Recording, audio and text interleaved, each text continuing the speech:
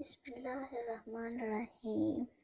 شروع اللہ کے نام سے جو بڑا مہربان نہایت رحم والا ہے۔ السلام علیکم ورحمۃ اللہ وبرکاتہ۔ اسلامک سینٹر چینل میں خوش آمدید۔ ویورز، یہ اسلامک ہسٹری کا چینل ہے۔ اس چینل پہ آپ کو انبیاء کرام کے واقعات، پچھلی قوموں کے واقعات، ان قوموں نے کس طریقے سے انبیاء کرام کے ساتھ ریئیکشن کیا اور اللہ تعالیٰ نے ان کو کس طریقے سے تباہ کیا، ان پر کیسے کیسے عذاب نازل ہوئے، یہ ساری معلومات اس چینل میں آپ کو ملتی ہیں۔ تو اس چینل کو سبسکرائب ضرور کر لیں تاکہ آپ اسلام کے بارے میں زیادہ سے زیادہ جان سکیں۔ تو ویورز، آج کی ویڈیو ہے قوم سمود کے بارے میں۔ ویڈیو کو اینڈ تک بغیر اسکپ کیے ضرور دیکھیے گا کہ قوم سمود کس طریقے کی تھی اور انہوں نے کیا کیا۔ آئیے چلتے ہیں ویڈیو کی طرف۔ قوم سمود اپنے دور میں بہت عروج پر تھی۔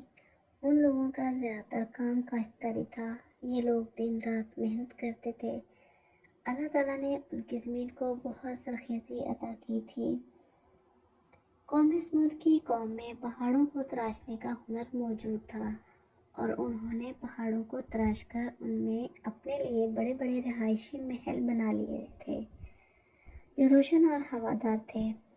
اپنی انہی خوبیوں کی وجہ سے یہ قوم باقی قوموں سے زیادہ خوشحال تھی اور ان کی اس خوشحالی نے ان کو بہت ہی مغرور اور ظالم بنا دیا تھا۔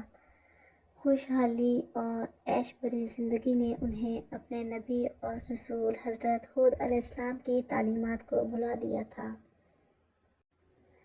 انہی کی قوم کا ایک نوجوان سرخ و سفید رنگ، لمبے قد اور مضبوط جسم کا مالک ان تمام عیش و آرام کو چھوڑ کر ان سب سے الگ رہتا تھا۔ ان سب سے کوئی دلچسپی نہیں تھی، وہ بتوں سے بھی نفرت کرتا تھا۔ اس نوجوان کا نام صالح تھا۔ یہ ایک معزز قبیلے کا باوقار شخص تھا۔ ان کو اللہ تعالیٰ نے اپنا نبی بنایا۔ حضرت صالح نے اپنی قوم کے بڑے بڑے سرداروں کو کھانے کی دعوت دی۔ کھانے کے بعد آپ نے ان کو اسلام کی دعوت دی۔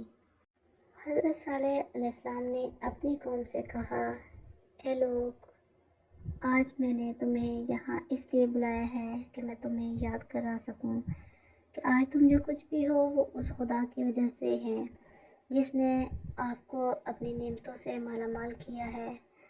آپ سب جانتے ہیں لیکن وقتی طور پر تم یہ سب بھلا چکے ہو۔ میں چاہتا ہوں کہ تم یہ گمراہی چھوڑ دو، ایک اللہ کی عبادت کرو، وہی تمہارا اصل رب ہے۔ اسی سے اپنے گناہوں کی معافی مانگو اور سرکشی چھوڑ دو۔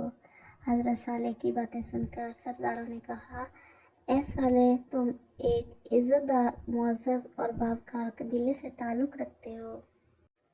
ہم بھی تمہاری بہت عزت کرتے ہیں، لیکن تم نے ہمیں گمراہ کیا کہ ہمارے باپ دادا کے دین کو گالی دی ہے۔ ہم نے اپنے باپ دادا کو ہمیشہ بتوں کی پوجا کرتے ہی دیکھا ہے۔ ہم اپنے باپ دادا کا دین کیوں چھوڑ دیں؟ یہ کہہ کر وہ لوگ ناراض ہو کر چلے گئے۔ جاتے ہوئے انہوں نے حضرت صالح کو دھمکی دی کہ اگر انہوں نے یہ باتیں عام لوگوں سے کی تو وہ خود ذمہ دار ہوں گے۔ حضرت صالح نے عام لوگوں میں دین کی تبلیغ شروع کر دی اور اپنے نبی ہونے کا اعلان کیا۔ جب انہوں نے اپنی قوم کو بتایا کہ وہ حضرت نوح اور ہود کی طرح نبی ہیں، ان کی بات کا انکار کرنے پر ان پر اللہ کا عذاب نازل ہو سکتا ہے، تو ان کی قوم کے بڑے بڑے سرداروں نے لوگوں سے کہا کہ اگر یہ نبی ہوتا اور جو کچھ بھی یہ کہہ رہا ہے وہ سچ ہوتا تو اللہ ہم پر یہ مہربانیاں کبھی نہ کرتا، کیونکہ اس نے ہماری زمینوں کو اتنا سرسبز و شاداب کیا اور ہمیں عرب میں کیوں اتنی عزت دی۔ کاہن کہنے لگے، جو ہاتھ گناہ گار ہوں ان میں اللہ اتنا ہنر نہ دیتا کہ جس کی وجہ سے وہ پوری دنیا میں عزت دار بن جاتے۔ کچھ لوگوں نے کہا کہ سب سے الگ رہنے کی وجہ سے اس کا دماغی توازن بگڑ گیا ہے۔ کچھ کہتے کہ ان پر بدروحوں کا اثر ہو گیا ہے اور کسی نے جادوگر کا نام دیا۔ آپ نے ان لوگوں کی باتوں کی کوئی پرواہ نہ کی اور تبلیغ کا کام جاری رکھا۔ آپ کی کوشش سے کچھ لوگوں نے دین اسلام قبول کیا اور بری باتوں اور شرک سے خود کو محفوظ رکھا۔ قوم سمود آپ سے تنگ آ گئی تھی، انہوں نے آپ کے خلاف سازشیں شروع کر دی۔ قوم کے بڑے بڑے سردار ایک دن آپ کے پاس آئے اور آپ سے کہا، اے صالح، ہم تم سے تنگ آ چکے ہیں، آپ نے ہمیں بہت تنگ کیا ہے، آپ ہمیں اپنا کوئی معجزہ دکھاؤ تو ہم تم پر ایمان لے آئیں گے۔ تب حضرت صالح نے اللہ کے حکم پر ایک اونٹنی کی طرف اشارہ کیا اور کہا، یہ اونٹنی اللہ کی نشانی ہے، یہ تمہارے مطالبے پر بھیجی گئی ہے، اس لیے ایک دن یہ پانی پیے گی اور ایک دن تم۔ اگر اس اونٹنی کے بارے میں دن میں تم نے کنویں سے پانی حاصل کرنے کی کوشش کی یا اس اونٹنی کو نقصان پہنچایا تو تم پر اللہ کا عذاب آ جائے گا۔ آپ کی بات سن کر قوم کے سردار بہت ڈرے، وہ کچھ عرصہ تو خاموش رہے مگر پھر انہیں اپنے اوپر پابندی بہت بری لگنے لگی۔ انہیں اپنی چراگاہ میں اونٹنی کا چرنا برداشت نہ ہوتا تھا۔ وہ امیر مالدار عورتوں نے 2 آدمیوں کو پیسے کا لالچ دے کر اونٹنی کو ختم کرانے کے لیے راضی کر لیا۔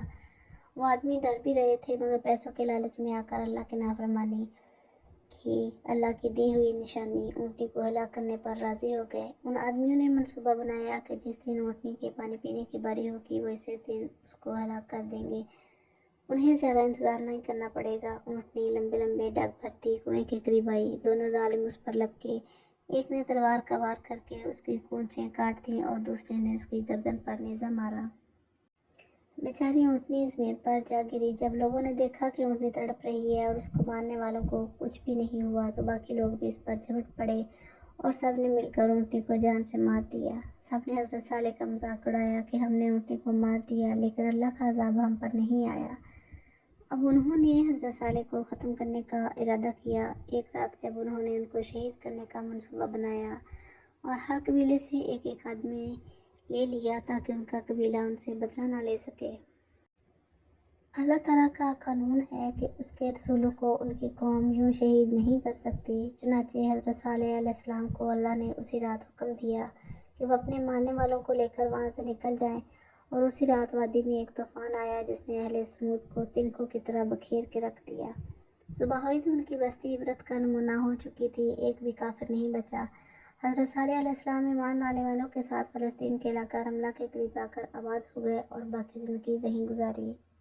تو ویورز، یہ تھا قوم سمود کا واقعہ جس میں انہوں نے حضرت صالح علیہ السلام کو بھی شہید کرنے کا منصوبہ بنایا تھا لیکن ناکام رہے، کیونکہ اللہ تعالیٰ اپنے نبیوں کو پہلے ہی سارا کچھ بتا دیتے ہیں کہ ان کی قوم کے کیا ارادے ہیں۔ تو ویورز، اگر ویڈیو پسند آئے تو لائک اور شیئر ضرور کریں، اور چینل پر نئے ہیں تو چینل کو سبسکرائب ضرور کریں، اس سے چینل کو سپورٹ ملتی ہے اور آپ کی نالج میں اضافہ ہوتا ہے، اور ساتھ ساتھ بیل آئکن کو ضرور پریس کریں تاکہ ہر ویڈیو آپ تک پہنچ سکے۔ تو ملتے ہیں نیکسٹ ویڈیو میں، تب تک کے لیے اللہ حافظ۔